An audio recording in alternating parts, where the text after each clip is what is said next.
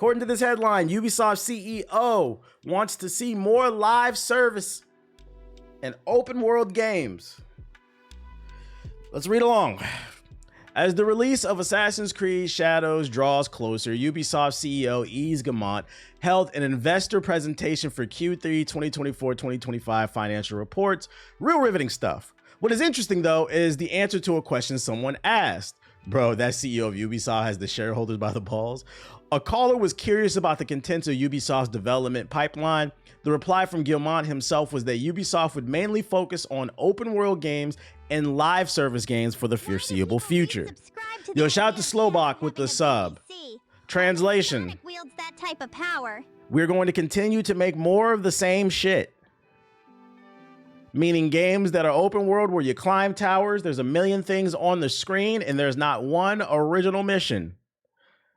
Like the Avatar game, or all the Far Cry since Far Cry 3, even some of the Assassin's Creeds. But the part that kills me, and they said they're gonna focus on live service games, bruh. Shout out to that nigga in the chat. I ain't gonna hold you. Yo, shout out to Eli with the sub. So you a real ass nigga for that, man. Ubisoft ain't put out a good live service game since what was it? Not Far Cry, but Rainbow Six Siege. I guess dropping a super bag on a super nigga like me would be super appropriate for a time like this. Yo, shout out to Bryce with the super chat. I appreciate you. Did you leave a message? I don't see a message. Shout out to you for the super chat. Thank you. Yeah, Rainbow Six Siege came out in 2015. R6 release date. Yeah, Rainbow Six Siege came out in 2015. It's literally been 10 years since they've dropped a successful live service game. And Rainbow Six Siege still has like its little small niche audience, but it's nowhere near mainstream. It's not like a game that everybody's talking about, you know what I'm saying? So for them to say that they're going to continue their focus on open world games, regurgitating shit in live service games, when were you guys focused on making good live service games? What, Hyperscape? What other live? Maybe I'm missing something. For Honor? Oh yeah, they do have For Honor. That's right. How many people on the For Honor servers? For Honor, Steam, DB. Is that shit on Steam?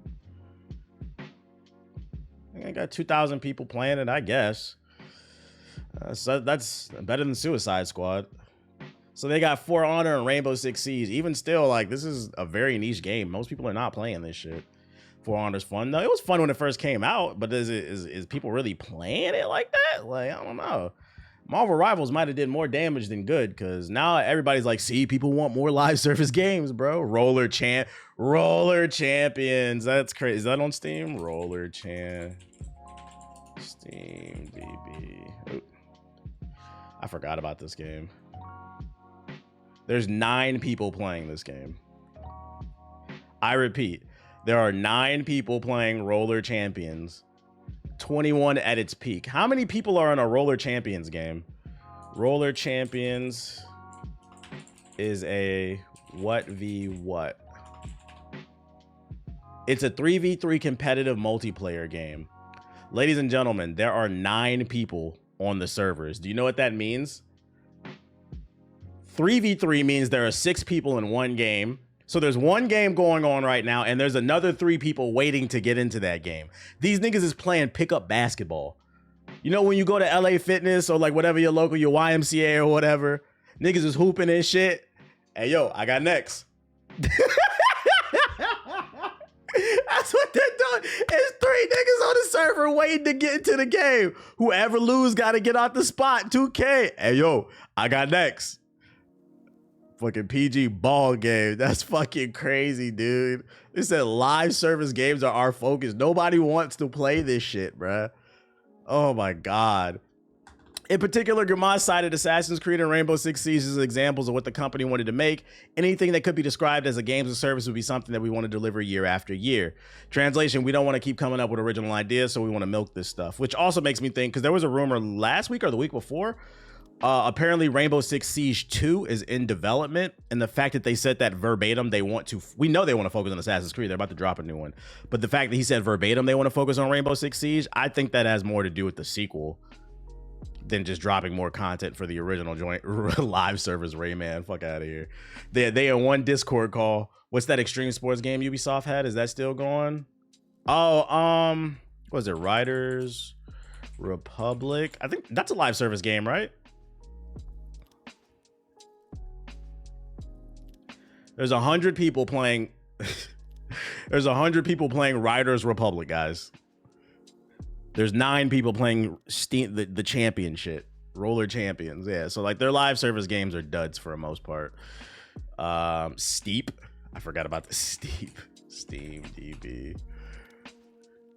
100 people are playing Steep. Once again, why is there focus? We just pulled up 3 different failing live service games. I forgot this game existed. Steep. This shit is steep and shit. Moving to discuss future plans. Guillemot noted that they had more than just Assassin's Creed Shadows in the works. Rainbow Six Siege has been focusing well, and they have big plans for the game in 2025. He did not specify what those plans entailed, but using a few context clues, they seem as predictable as they are profitable. We announced that Anno 117 Pax Romana, what the fuck is that, will also come next year, as well as the Division Resurgence on mobile. All this is coming along well. We haven't provided more color for 2026, but we'll have more to share by the time of May. Now, if the Division Resurgence on iOS and Android does well, this could make them a lot of money. The mobile market is a growing market. So if they get all the kids in the US and then maybe countries like China and India, this game could be big and make them a lot of money, and it could end up subsidizing the development for the rest of their games. But if this fails, and if Rainbow Six, because like if they are working on Rainbow Six Siege 2, it's got to be a banger.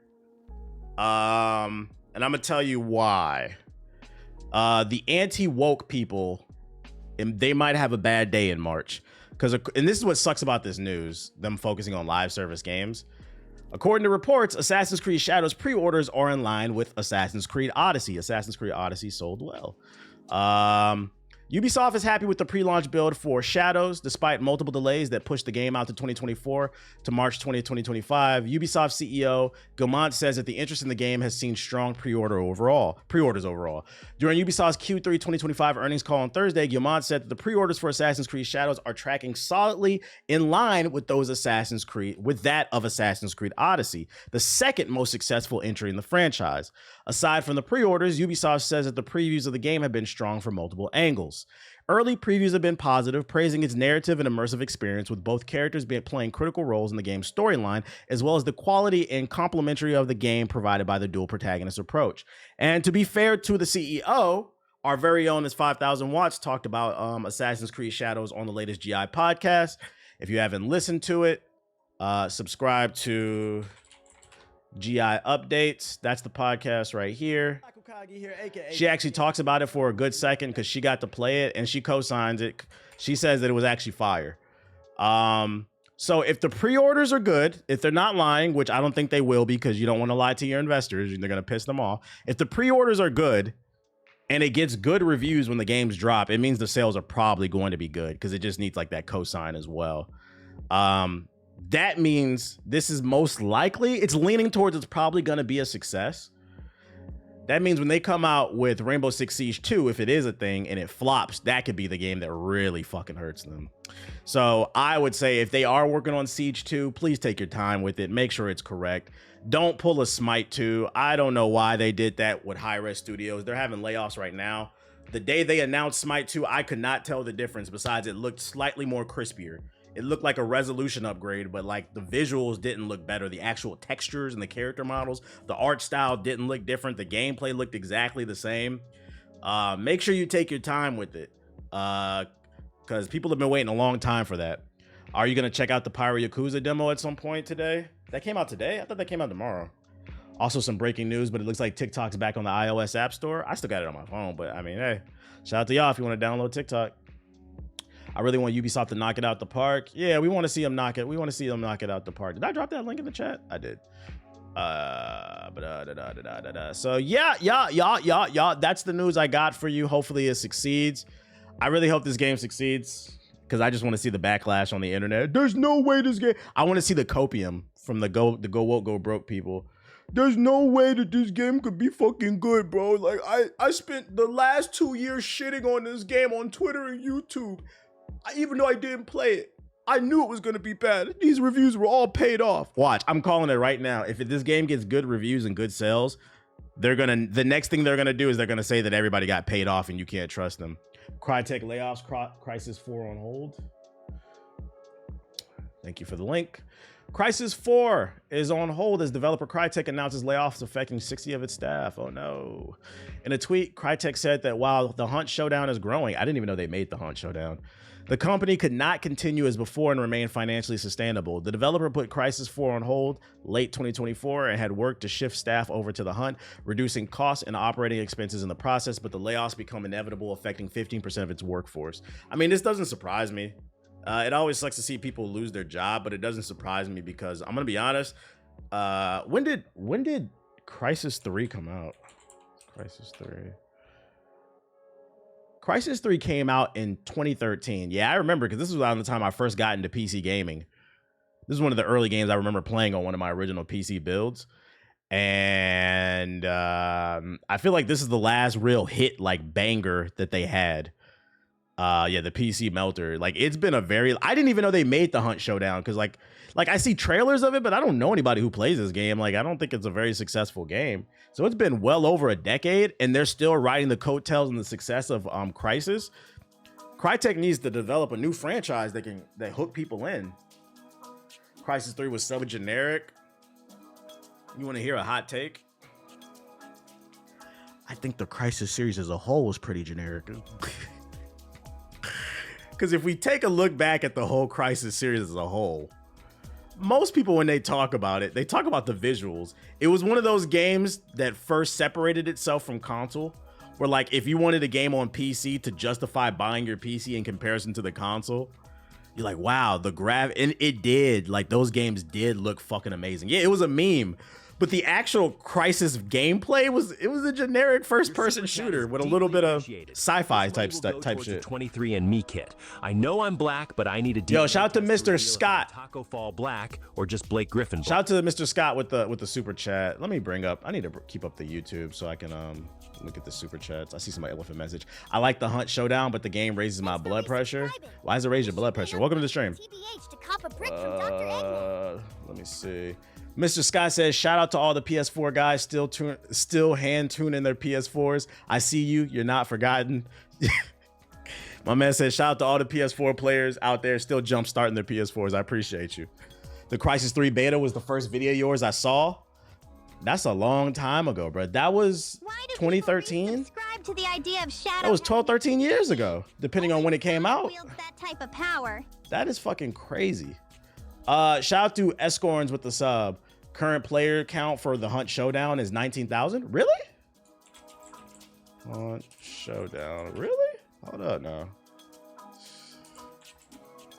Steam DB. Dun, dun, dun, dun. Is this the game? It says 7,000. I mean, that's still more than what I thought. Am I looking at the right game, chat? The Hunt. I think that's the game. Let's go there. I mean, that's the current. It peaked at 16,000. I mean, that's more than, I'm not gonna lie, that's more than what I thought it would be. That surprises me. That actually surprises me. So I guess they're not lying. Yeah, Crytek. They're saying the game is growing. I wonder what's causing this surge in player count. That means people do like the game. I never tried it. Other than your trolling videos, your reviews, the first video I saw, true. Appreciate you. Very interesting. Hopefully they get it together.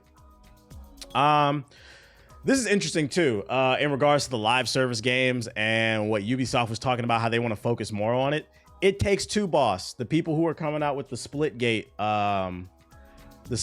joint, they have a take on live service. They said It Takes Two boss says studio will never make a live service game. Yo, shout out to Jay Scott. Shout out to Jay Scott with the sub. Hold on 1 second, y'all. I'm getting a call.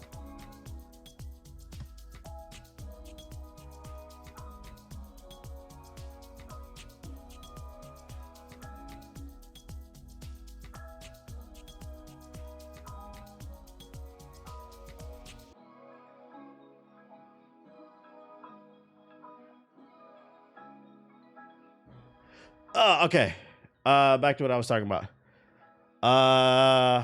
Topic cast. W take on. Yeah, said Aki. Ain't nobody talking to him. Your dog got so big. How awesome.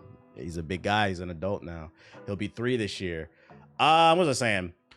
I don't know. Joseph Ferrer, the director of It Takes Two and the upcoming Split Fiction, which comes out in March, said that Hazelight Studios will never make a live service game. We will not have them. I do not believe in them. Fair said in an interview with Eurogamer, I think live service is not the way to go. I hope more and more developers focus on their passion and what they believe in. He explained that he understands the financial pressures of having to make live service games, but emphasized the need to not lose all focus on creativity. He believes that there should be a balance between the financial and creative aspects, as developers can't just ask for $100 million in funding and do whatever they want. He pointed to the success Hazelight has had since the evidence that trusting in his vision can still lead to a big audience. Last year's Hazelight revealed that It Takes Two surpassed 20 million copies sold, which is crazy because I could have swore, wasn't this game like $30 when it launched? And it came with a free copy because it was a co-op game, both of their games. Because they wanted to make sure you played with a friend. So if you bought one copy, your friend could play with you. And it still sold 20 million copies. And some people were surprised. How did it win Game of the Year? Because it was a great fucking game. That's why. Other studios have recently followed the live service trend of varying success. PlayStation started. Who cares? They're just yapping at that point. I wish It Takes Two was crossplay. I still didn't finish it. On the flip side, though, if his games didn't sell well, EA wouldn't be footing the bill. But he is proving that people want creativity. They want fun experiences. And I hope this news travels around the industry. I think the biggest issue is kind of like what he said. I've been saying it on this stream. I don't know why so many of these studios are going to these publishers and asking for $100+ million. Business 101. You do not make a profit until you make back what you spent. So if you spent over $100 million making something, you need to make $100,001 to recoup. And even still, your profit then is $1. And this is business. People don't want a $1 profit. You're going to have to make another 50 million, another 100 million, 100 million plus. Appreciate it's just hard to do. Black creature. It's just hard to do. A lot of mom and pop shops, they fail because they take out a loan on a lease for a spot in a very hip side of your town where the lease is much higher, which is understandable. You're banking on the foot traffic because it's probably going to have more, like a popular shopping area, but your lease is also higher, like your rent. And if you don't make that rent, it makes it hard to sustain. That's why, for those who are unaware, restaurants is, I think like 90% of restaurants close within the first year or two of them opening. It's hard to make that rent. And then also differentiating yourselves. The headline should make devs open their eyes. Yeah, something like that. The first 5 years, there we go. First 5 years, crazy. Keep the, and this is anything in life. This is anything in life. Whether you own a business or you just trying to manage your life, keep your costs low, chat. Keep your costs low. Looks like, what the fuck did you link? You got timed out.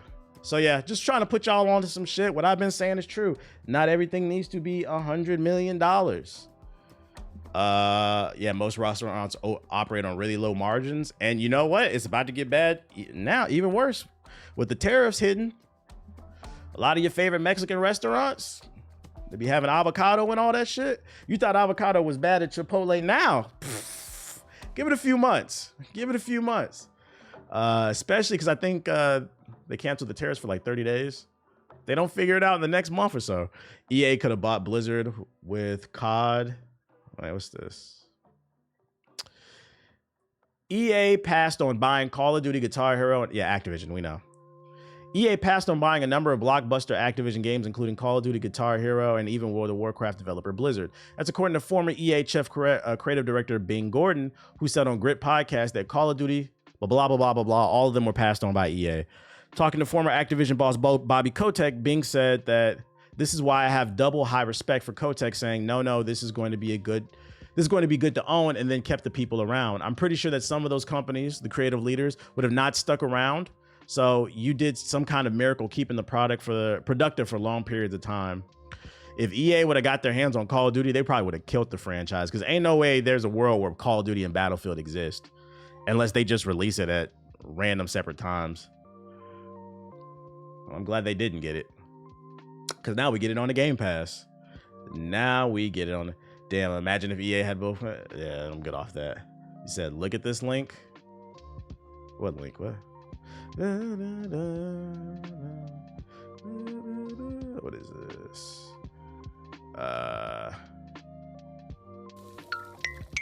They seem to like it when I put this patty on the grill. I may be able to save this act yet. Roll with it, SpongeBob. Roll with it.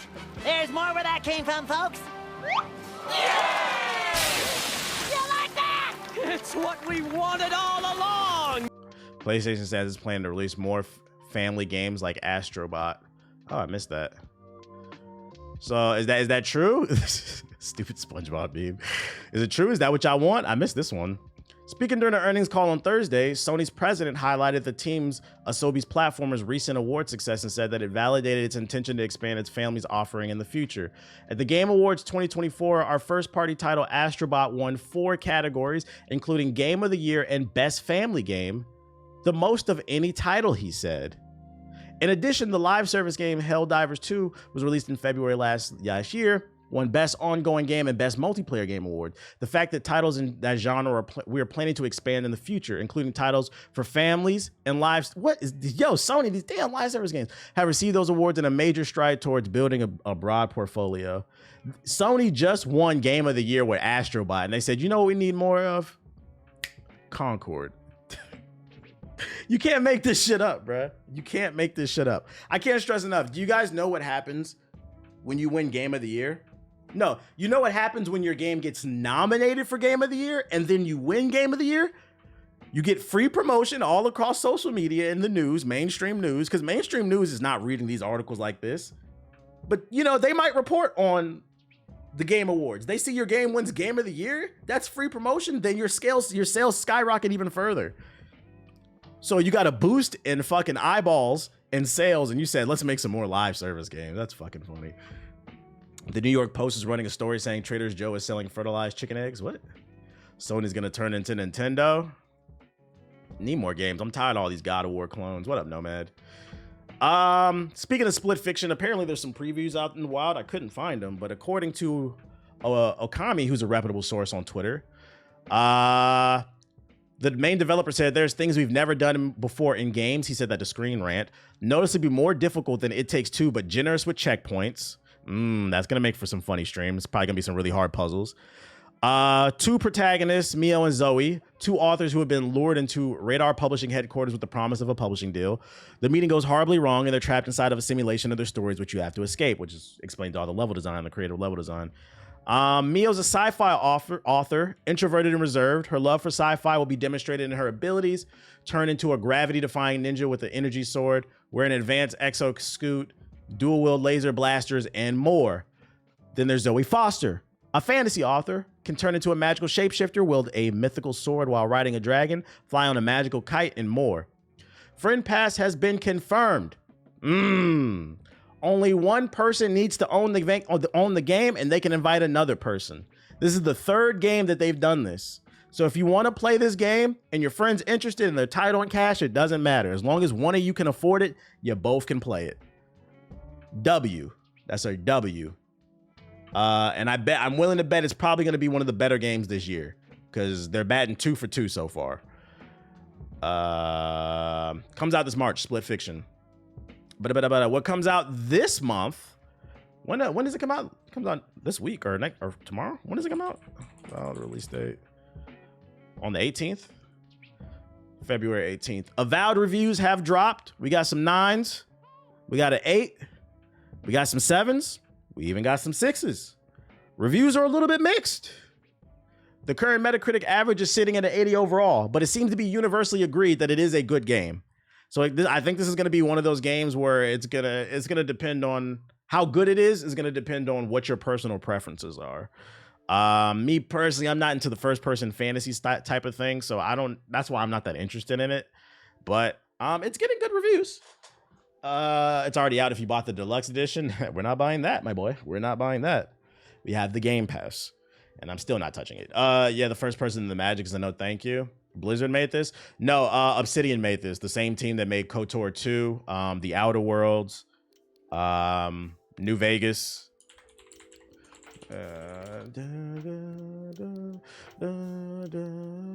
They made Grounded, South Park, The Stick of Truth. I didn't know they made The Stick of Truth. That's fire. You can play it in third person as well. Does it look fun in third person? Avowed third person gameplay. Is it fun? Avowed review. This shit 22 minutes. I ain't watching this. I watch this on my own time, but not on stream. That one's 45 minutes. God damn.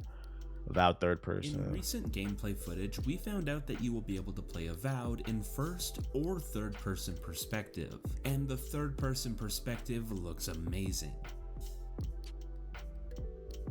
Every Really? time someone donates a super chat, I'm I'm not going gonna lie. to Snapchat Sonic my intrusive thoughts. I'm not gonna lie, it doesn't look very eventful to me. Yo, shout out to Dev with the $5 super chat. I appreciate you. He says, good looks to you for keeping us entertained for the years. We're gonna need it. The current news is super depressing, but we gotta stay up. We gotta manifest a better timeline, chat. I appreciate the super chat. We gotta manifest a better timeline. You said no depth to the combat at all. He said it looks really good. Really? This looks kind of janky to me. It looks like it looks like this is a game you're supposed to play in first person. It looks like an afterthought. What's this? The plans to introduce the X-Men into the MCU are still very fluid. We want to start sprinkling in these things so it doesn't feel like you're going to drink from a fire hose when the movie comes. They need to make a good Marvel movie first. Hold on, let me put in the group chat what I put earlier. Let me show y'all this. The blame game has begun. Let me see. Where's it at? Here you go. I saw this earlier. They talking about the X-Men. Can we just make a good movie, period? A Marvel crew member says Captain America Brave New World was allegedly the most tense Marvel set they worked on. Plus, entire sequences were were completely cut. I think everyone on the crew knew this was not going to be a good film. Captain Woke. Damn, he said the sentiment on set is this shit was gonna be ass. They go Siggy in the comments too. My chat said I was a hater though. I said it didn't really look that good in the first place. The blame game has begun. As long as they're not talking DEI. What else I got? Sonic Racing's Crossworlds Network test sign up for the PS5. It'll be playable February 21st to the 23rd. It includes 6 tracks, 5 crossworlds, and 9 characters. If you want to sign up, you can. Here's the link to sign up for the beta. Any Sonic fans? All my Sonic Rider fans in the chat? What happened to it being connected to no one acknowledged Black Panther 2 or Shang-Chi? I think that's the MCU's biggest problem. Why do people resubscribe to the Yo, shout out idea to of Felix Shadow Trey having a 6. BBC? Only With the Sonic sub. wields that type of power. They're promoting this Doctor Doom and this next big Avengers film, but they really haven't established a proper timeline and a proper team. Like, there was a crazy buildup to Endgame. Like, it's like just movies all over the place and all of it feels stilted and unconnected. Like, it's just fatigue. I don't know, man. All the Cap hate because he black, nothing more. Nah, I don't think that movie looked that good. I don't think it looked that good. I don't know. We'll see when I see it. I just don't think Anthony Mackie is a main character actor, at least for this movie. There's something about it. I've seen some people say that in the reviews. Like, he can't carry a film. It could be the writing though. Some reviews said Brave New World wraps up plot points in Eternals and the Incredible Hulk. Oh, thank God we're wrapping up the Eternals. That doesn't get me any more excited, guys. The Eternals movie was ass. And then last but not least, I don't know if you guys know. Oh wait, no.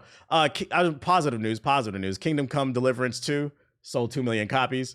But yeah, last but not least, I got my hands on some leaked PS4 footage. I know PS4 players have been asking if Marvel Rivals is coming to PlayStation 4.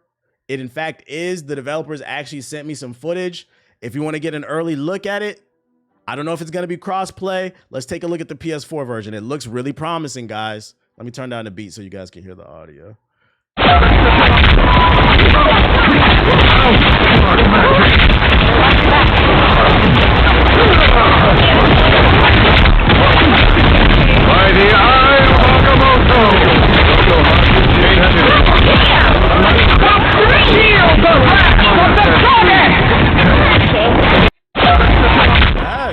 That's not bad.